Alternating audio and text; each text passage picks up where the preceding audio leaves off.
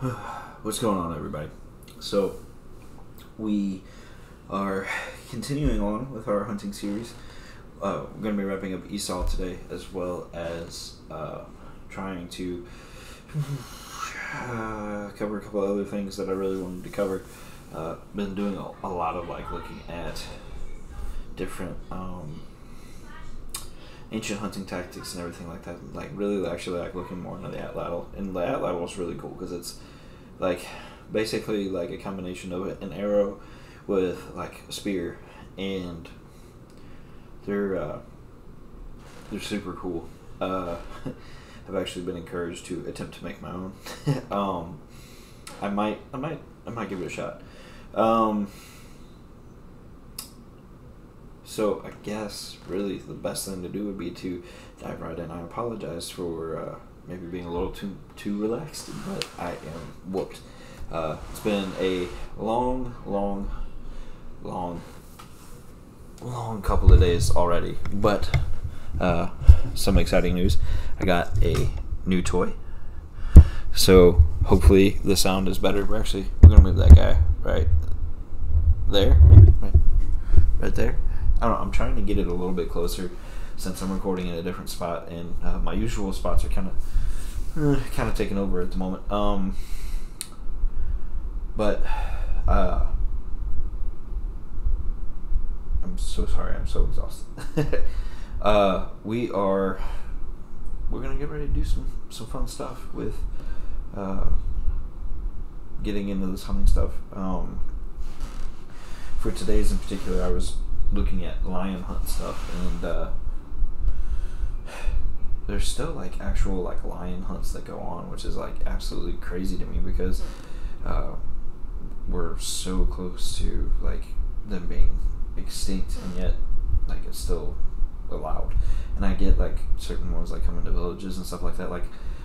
I watched one, I actually had it on DVD for a while, where it was a Jim Shockey hunt, and it made sense because the lion kept harassing this particular village and even eating people. So yeah, that does have to stop. But to go out on a reserve and hunt one right now, I don't feel is right, because I feel there needs to be some conservation efforts made there to preserve the species. But that's all personal opinion. You're entitled to your own. Just looking at what I see statistic wise, I feel how I feel. But with that being said, we're going to dive on into our lesson for this evening, or for today. I'm recording in the evening.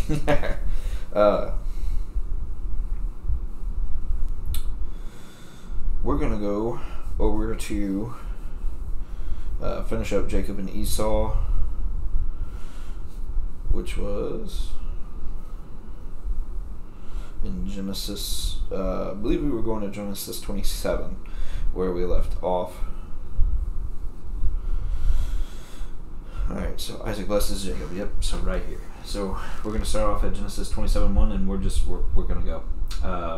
It's going to be one of them kind of deals. So let's dive right on into it. Okay, so when Isaac was old and his eyes were dim, so that he could not see, he called Esau, his older son, and said to him, "My son." And he answered, "Here I am." He said, "Behold, I am old, I do not know the day of my death. Now then, take your weapons, your quiver, and your bow, go out to the field, and hunt game for me, and prepare for me delicious food, such as I love, and bring it to me, so that I may eat, that my soul may bless you before I die." Now Rebekah was listening to when Isaac spoke to his son Esau. So when Esau went to the field to hunt for game and bring it, Rebekah said to her son Jacob, "I heard your father speak to your brother Esau. Bring me game and prepare for me delicious food, that I may eat it and bless you before the Lord, before I die. Now therefore, my son, obey my voice as I command you. Go to the flock and bring me 2 good young goats, so that I may prepare from them delicious food for your father, such as he loves. And you shall bring it to your father to eat, so that he may bless you before he dies. But Jacob said to Rebekah his mother, Behold, my brother Esau is a hairy man, and I am a smooth man. Perhaps my father will feel me, and I shall seem to be mocking him, and bring a curse upon myself, and not a blessing. His mother said to him, Let your curse be on me, my son. Only obey my voice, and go bring them to me. She went and took them, and brought them to his mother, and his mother prepared delicious food, such as his father loved. Then Rebekah took the best garments of Esau and her older son, which were with her in the house, and put them on Jacob her younger son, and the skins of the young goats she put on his hands and on the smooth part of his neck. And she put the delicious food and the bread which she had prepared into the hand of Jacob her son. So he went into his father and said, My father. And he said, Here I am. Who are you, my son? Jacob said to his father, I am Esau, your firstborn. I have done as you told me. Now sit up and eat of my game, that your soul may bless me. But Isaac said to his son, How is it that you have found it so quickly, my son? He answered, Because the Lord your God granted me success. Then Isaac said to Jacob, Please come near, that I may feel you, my son, to know whether you are really my son Esau or not. So Jacob went near to Isaac his father, who felt him, and said, The voice is Jacob's voice, but the hands are the hands of Esau. And he did not recognize him, because his hands were hairy like his brother Esau's hands. So he blessed him. He said, Are you really my son Esau? He answered, I am. Then he said, Bring it near to me, so that I may eat of my son's game and bless you. So he brought it near to him, and he ate. And he brought him wine, and he drank. Then his father Isaac said to him, Come near, my son, come near and kiss me, my son. So he came near and kissed him. And Isaac smelled the smell of his garments, and blessed him, and said, See, the smell of my son is as the smell of the field that the Lord has blessed. May God give you of the dew of heaven, and of the fatness of the earth, and plenty of grain and wine, that peoples serve you, and nations bow down to you. Be Lord over your brothers, and may your mother's sons bow down to you. Cursed be everyone who curses you, and blessed be everyone who blesses you. As soon as Isaac had finished blessing Jacob, when Jacob had scarcely gone out from the presence of Isaac his father, Esau his brother came in from his hunting. He also prepared delicious food and brought it to his father. And he said to his father, Let my father arise and eat of his son's game, that you may bless me. His father Isaac said to him, Who are you? He said, I am your son, your firstborn Esau. Then Isaac trembled very violently and said, Who was it then that hunted game and brought it to me, and I ate it all before you came, and I have blessed him? Yes, and he shall be blessed.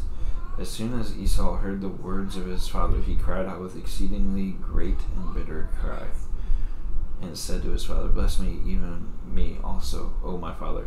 But he said, Your brother came deceitfully, and he has taken away your blessing. Esau said, Is he not rightly named Jacob? For he has cheated me these 2 times. He took away my birthright, and behold, now he has taken away my blessing. Then he said, Have you not reserved a blessing for me? Isaac answered and said to Esau, Behold, I have made him lord over you, and all his brothers I have given to him for servants with grain and wine. I have sustained him. What then can I do for you, my son? Esau said to his father, Have you but one blessing, my father? Bless me, even me also, O my father. And Esau lifted up his voice and wept. Then Isaac his father answered and said to him, Behold, away from the fatness of the earth shall your dwelling be, and away from the dew of heaven on high. By your sword you shall live, and you shall serve your brother. But when you grow restless, you shall break his yoke from your neck.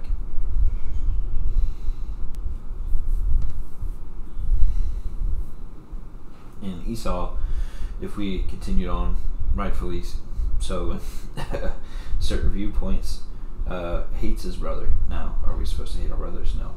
But in that sense, he robbed him of his birthright, he robbed him of his blessing, he robbed him of quite a few things, it seems. And so, the blessing that he gives Esau seems more like a curse, because he's going to have nothing but issues from here on in. Excuse me. But the couple of things I wanted to look at, and particularly from this section, was clearly Isaac knew how long it took to hunt, and knew that it's not always super easy. Although, obviously, Esau had a couple of quick successful hunts at some point because, you know, it gets passed off. And then how hairy was Esau that you can take a goat skin and be like feeling it and go, oh yeah, that's my son Esau. And I mean, they noted, like, whenever he was first born, this guy is hairy, but like, how hairy is this guy? Is he Bigfoot? So like, it's that part was just wild to me. But I wanted to use this to kind of like talk about like different tactics and everything. And we've already talked somewhat about the drive tactics, but today I kind of wanted to talk particularly, like, we used it, I guess, or referenced it or whatever, more towards like buffalo. But something I want you to think about is that that same tactic was used for mammoths whenever the conditions were right. So, you know, you have this cliff, and they would like scare these animals, and I mean, it's a stampede. It's not just one. Like, even with the buffaloes, they're like coming up over the top of the mountain or over the top of the hill, and there's like nothing down on this side, so they're just, and so like they're falling on top of each other, and it's a brutal mess. And then there's guys down there that are waiting to, you know, take spears and finish off the ones that had made it. But that's not the only primitive tactic that's out there that, you know, man has used to begin our, you know, relationship with hunting and going after animals and everything. There's one tribe in Africa that still uses this one particular method of running the animal down. And so what they do is they track. And really, with the tracking, most of the time, they, you know, are going to be downwind from this creature. In this case, kudu. And so, like, they're hunting this kudu, and they bump him several times. Because I watched a video of it today. They bump him several times. So, like, they get close enough and he spooks. So, like, it's almost like they're doing it intentionally. But then it comes to a point where it's a race, a foot race between the man and the kudu. And, like, the kudu, like, just taking off, just darting across flat country with the guy, like, running after him. And it's not that man can run up and catch. I mean, from the way that it was told in the video, it could be done where the man could run up and catch the creature. But that's over a long period of time and the animal tires. This particular hunt, the kudu ended up finding like thick underbrush, and like there were even points during this hunt where there's no tracks.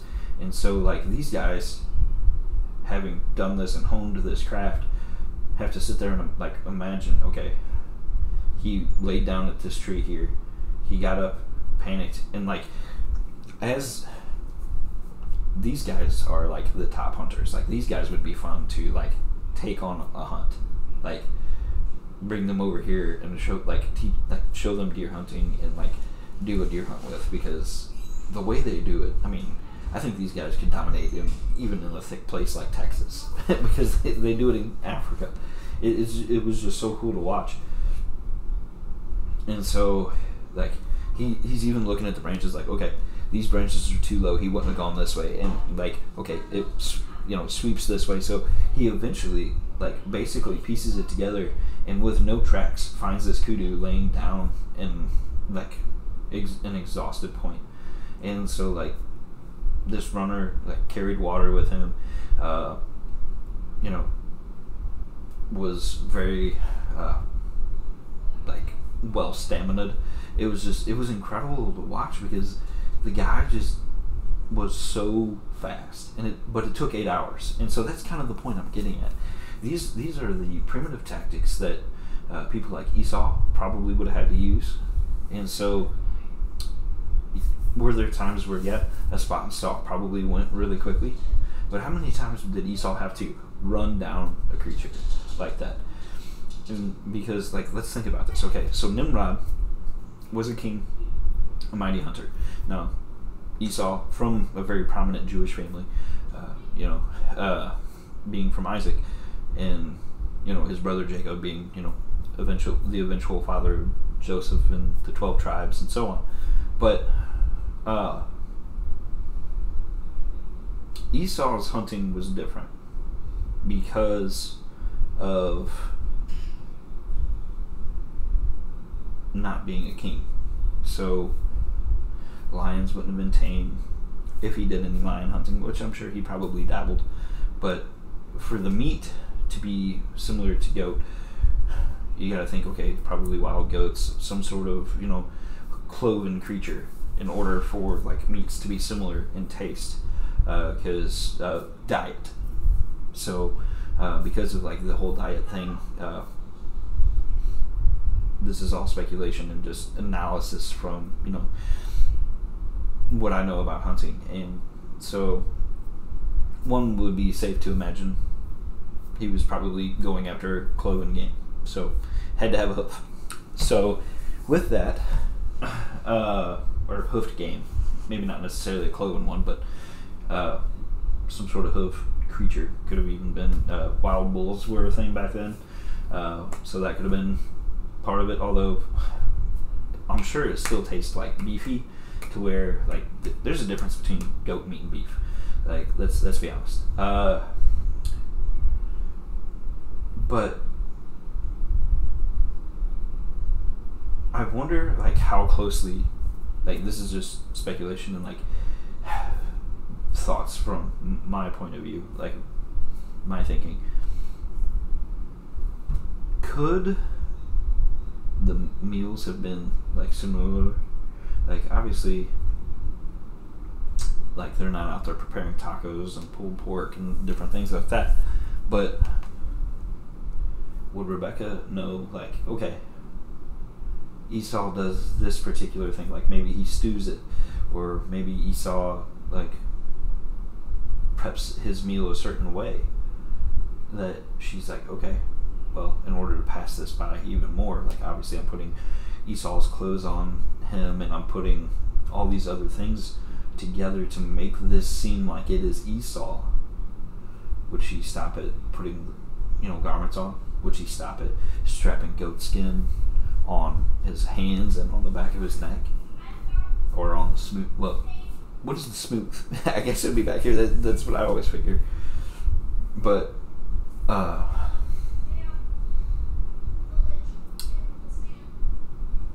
point being, this was passed off incredibly well, and to know the different hunting tactics and everything kind of gets you in a different headspace as to why some of the questions were asked, why certain things were done during this whole interaction here with blind Isaac and Rebecca and everything. And like, let your curse be on me. There's a lot we can like look at into that. Obviously the parents favored opposite children, and it even states so, but like to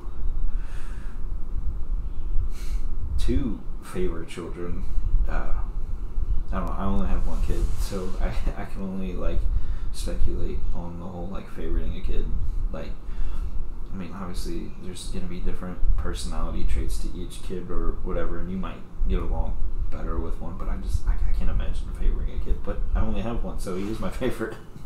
But if we look down the line, talking about lion hunting and what that looks like, I actually came across some really interesting stuff about like cave lions, like in Europe and stuff. And so like lions were rampant at one point, to where like they were everywhere, and just not just everywhere, but different species. Like we have the mountain breed that was mentioned in Assyria. We have this cave breed that's mentioned in Europe, lions were everywhere, and it's kind of scary to think about. So, I mean, even here in America, we have the puma, the mountain lion, the Florida panther, which actually the species part of it that is known as the Florida panther has been declared extinct, which is kind of sad. But one could speculate that, obviously, because like we did with the Eastern turkey and everything like that, which I want to get into conservation. Wow, I am tired. Conservation in a different episode where we're going to do a deeper dive on it and talk about a couple of different conservation efforts that worked really well, and even like propose a couple of conservation efforts for different creatures and stuff like that. And talk about some of our favorite charities as far as helping animals to grow. We'll talk different things like Turkeys for Tomorrow, the Rocky Mountain Elk Foundation, lots of different things that we will discuss that are kind of near and dear to me as a hunter. And this series has probably another 3 episodes, if not more, because I kind of wanted it to go to like mid to late August, and then we're going to do another series immediately following where I've got a couple of guests lined up, or a guest lined up, and I'm going to try to get a couple more lined up once I get a better flat view of what I'm going to be doing. So that being said, I guess we can pretty well move on to our next fellow that I wanted to discuss. Actually 2 fellows, because of, well, 3 guys that I really wanted to discuss tonight.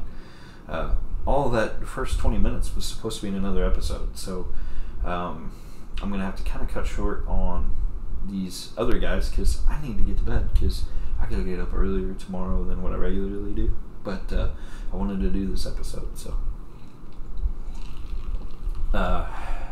so far editing is going to be easy though, because I don't really have anything where I'm like, ooh, I need to take out a bunch of dead space or something. So that's good. But our next couple guys we're going to talk about, we're actually going to go to 1 Samuel to start, because I want to talk about one of our favorite Bible characters. We're actually going to go to 1 Samuel 34 through 36. So, but David said to Saul, your servant used to keep sheep for his father, and when there came a lion or a bear and took a lamb from the flock, I went after him and struck him and delivered it out of his mouth. And if he arose against me, I caught him by his beard and struck him and killed him. Your servant has struck down both lions and bears, and this uncircumcised Philistine shall be like one of them, for he has defied the armies of the living God. Whew. Awful lot of smack talk from a boy. But he was more of a man than anybody else that was there that day, right? Willing to stand with God when no one else would. And obviously God doesn't need anybody to stand with him. But how powerful of a statement is it that a young man picks up a sling and just smokes a dude that's well over 9 feet tall. It's impressive. But like things were wild, and the fact that they bring up lion hunting, or not even lion hunting, although obviously like he had to like go after, so like lion picks up sheep or something and takes off, so there had to be some tracking, maybe some spot and stalking. It wasn't just like head on, and maybe even some running down because of what it said, or maybe he had a chariot, or that's kind of hard to imagine because like even horseback alone seems far from a meager shepherd boy.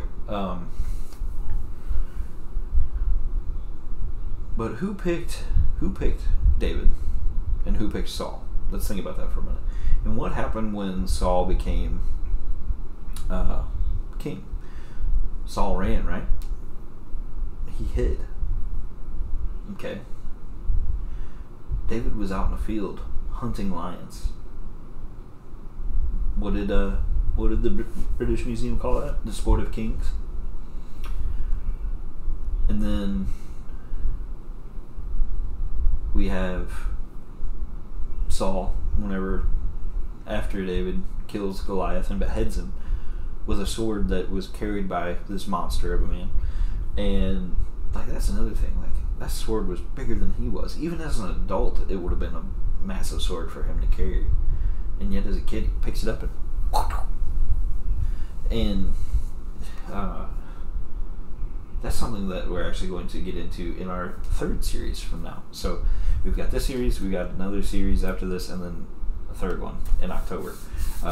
Really looking forward to October because we're going to have a lot of fun. Looking forward to the next couple. Even like episode after episode here has been absolutely amazing. I feel like I've been on a roll lately. So we have a king that was picked by God that hunts lions, right? And even like boldly grabs them by the beard. Do you think every shepherd was doing that? We have pictures of kings that were using swords and spears and bows and arrows. And I'm sure David used his sling from time to time. And I'm sure he had like a dagger or something, but to use to grab them by the beard, like grab a lion like right here and look them in the eye, that's wild stuff. Because like, I don't know if you've seen a picture of a lion lately or not, but they're intimidating. Like another picture of an intimidating cat is that one that always pops up with like the jaguar underwater, where it's like, predatory cats out in the wild are not something to mess with. And so like the fact that people want to make them pets and tame them, there's still a bit of the wild side in them. Think about like, even like we kind of downplay the they were tame lions that they hunted. Okay, yeah, a little bit different than an aggressive wild one for sure. But do you think that animal instinct would not come back around whenever they're being attacked? Do you think that kill or be killed feeling isn't gonna just rise up out of them, that God gave them? No, I totally think that it would, come back.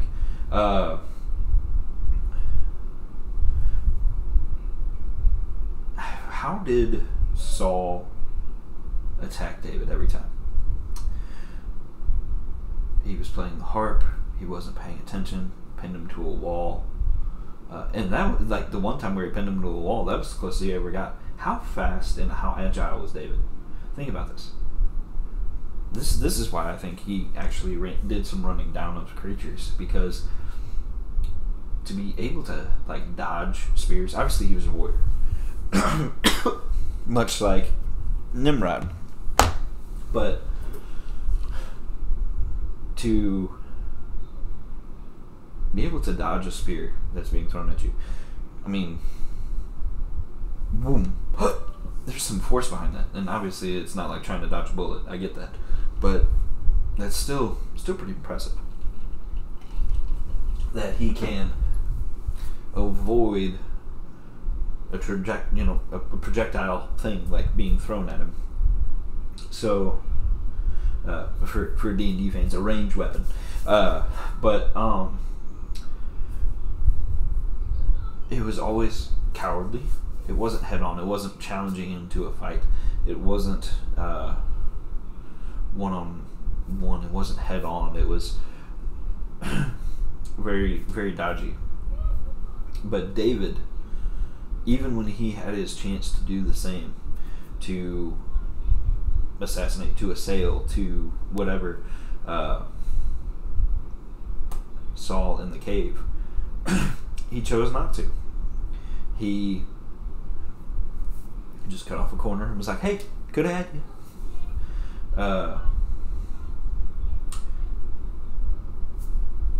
Obviously God saw qualities in him as a future king to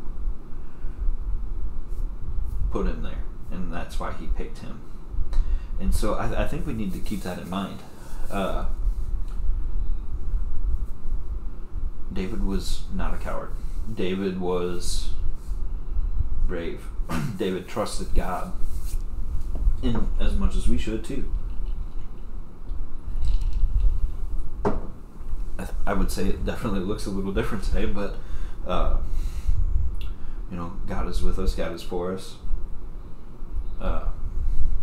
I'm not saying go out and bare knuckle fight a lion, but God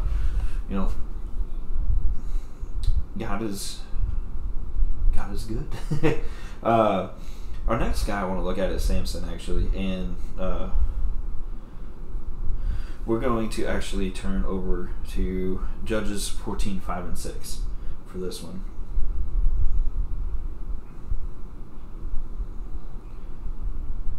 So the reason why this one is kind of important to me for this lesson is, it's obvious it mentions the lion, right? And we're kind of focusing on lions today. But how do you like, is all of this by coincidence that God's putting these couple of stories of lions in the Bible? Like, we know that ancient culture was obsessed with them, and obviously they seem to be everywhere. We talked about the king that had 920 lion kills, but even think about it, like Daniel, the Persians. I'm going to end up getting them confused, and I'm going to really be upset with myself. But they had lions. They called it a lion's den, but these were lions that they could easily access, that could not get out and attack them. So it had to have been like some sort of pit of some sort that they dumped Daniel in. And obviously God was with him and closed the mouths of the lions.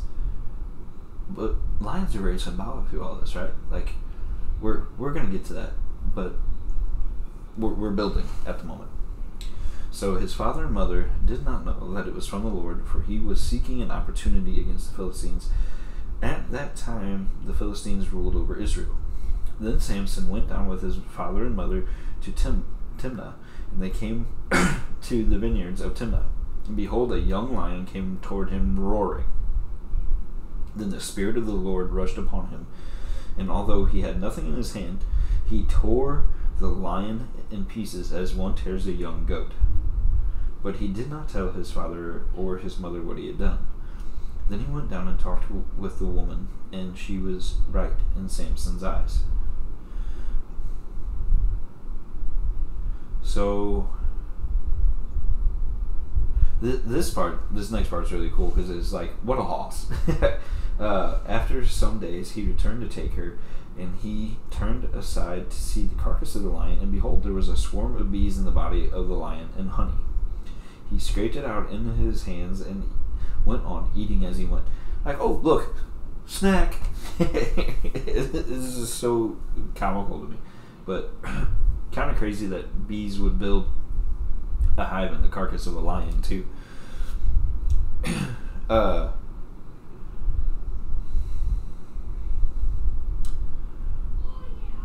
And he came to his father and mother and gave some to them, and they ate, but he did not tell them that he had scraped honey from the carcass of a lion. This seems like teenager stuff right here. I don't know, but I'm here for it, because who doesn't love this? Like, what guy doesn't love the story of Samson? Big, strong guy. His father went down to the woman, and Samson prepared a feast there, for so the young men used to do. And this all goes into him trying to take a wife, but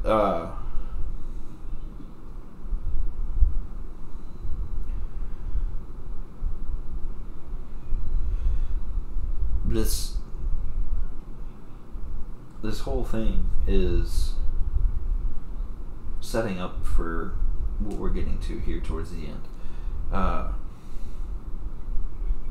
because to tear apart a young lion, that's not just a cub.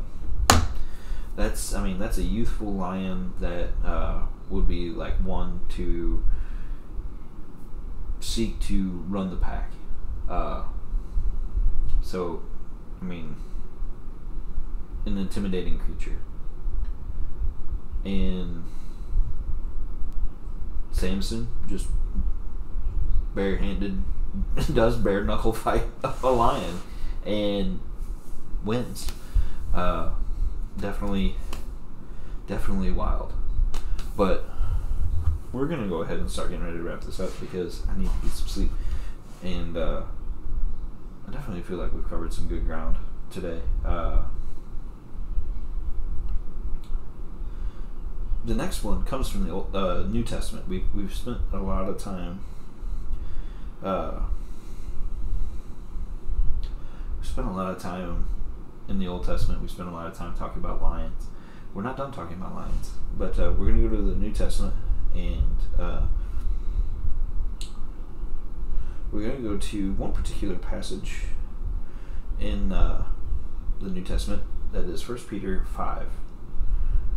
Be sober-minded, be watchful, you adversary. The devil prowls around like a roaring lion, seeking someone to devour. Okay, people know that one pretty well, right? But let's think about that for a minute, because I want to put it in a way that really like lines it up for you, because obviously nothing in the Bible happens by coincidence, right?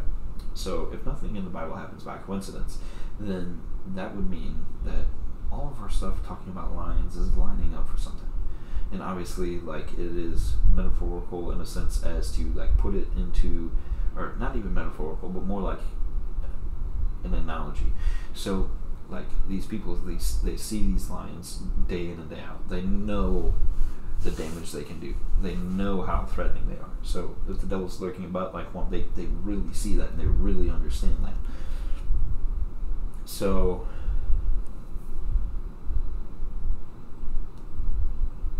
if he is